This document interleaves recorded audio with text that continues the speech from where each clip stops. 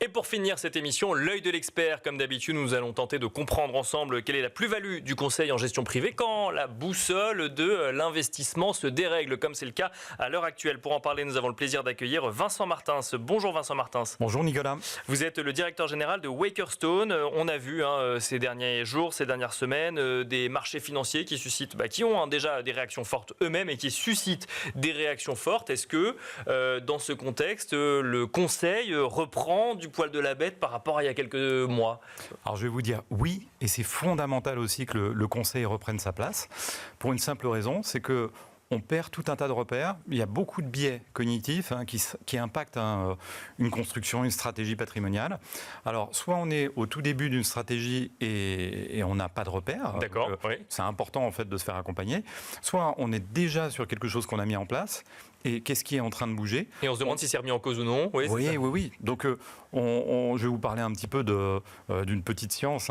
Daniel Kahneman, qui, depuis les années 70, a parlé de science de la finance comportementale. D'accord. Ça se traduit tous les jours, et beaucoup plus en ce moment. On avait un biais qui était sur les marchés US, Nasdaq, avec une capitulation à la hausse. Oui, bien sûr. On était en novembre, c'était le moment le plus haut ou le plus convaincu. Et là, on est dans une défiance beaucoup plus forte. Alors attention, nous, on vient rééquilibrer tout ça avec nos clients. Le but, c'est de savoir sur quoi on part. Est-ce que les stratégies long terme sont remises en cause ou pas? Et alors, ce que vous dites, c'est que en fait, le conseil vient contrebalancer les biais émotionnels qu'on peut avoir quand on investit, c'est ça? Exactement. On vit dans une société de l'hyper-information, pour le meilleur, parfois pour le pire. D'accord. Le bon exemple, c'est qu'aujourd'hui, on est habitué à scroller, à aller de plus en plus vite. On le voit aussi sur un film d'action qui date d'il y a 20 ans. On s'ennuie beaucoup plus que des médias récents. C'est la même chose sur les marchés. Aujourd'hui, il y a une hypertension dans des périodes où les marchés sont fortement contractés. On a aussi des réactions au niveau États-Unis où ça bouge beaucoup. Bien sûr, et très vite. C'est très commenté et c'est d'autant plus déstabilisant. Donc on vient rajouter un curseur. C'est ce qu'on dit depuis le début. Trump ne modifiera pas la direction des marchés. En revanche, il va augmenter la volatilité. D'accord. Ok. Quand on est justement qu'on n'a pas de stratégie et qu'on se dit j'aimerais potentiellement faire un investissement immobilier ou aller sur les marchés financiers, mais d'un côté on me dit qu'il y a des opportunités, mais de l'autre il y a de la volatilité, donc je ne sais pas trop comment me positionner. Est-ce qu'il y a une méthode justement dans le conseil qui permet d'aller vers ce qui correspond le plus aux épargnants concernés? Je vous ai parlé des marchés.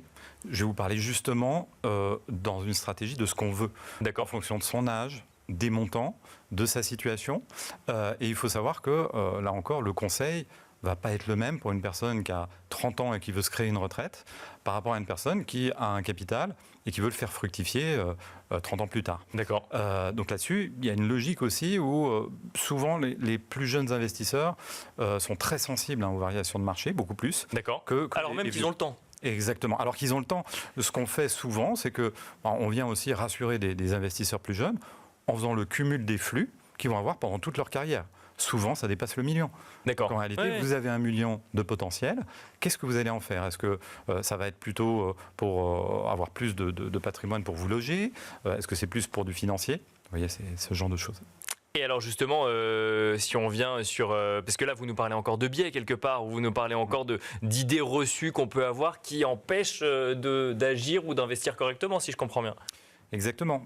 Il y a des réactions où on peut finalement, quand on est à l'aise dans un investissement, aller au bout de cet investissement sans revenir sur un bon équilibre. La diversification, c'est essentiel. D'accord. Combien de personnes achètent 1 bien, 2 biens, 3 biens dans un même immeuble, jusqu'à avoir tout l'immeuble, jusqu'à avoir toute la rue, mais ne plus avoir en fait de liquidité pour faire les travaux et entretenir tout ça. Le but de la construction de patrimoine, c'est pas finalement de vendre les biens qu'on a achetés parce que on n'a plus de liquidité, par exemple. Bien sûr. Ouais. Donc on fait tout ce travail-là de rééquilibrage pour nos clients. Merci beaucoup Vincent Martins d'être venu nous accompagner donc dans Smart Patrimoine. Je rappelle que vous êtes le directeur général de Wakerstone. Merci beaucoup. Je vous en prie. Et quant à nous, on se retrouve très vite sur Be Smart for Change.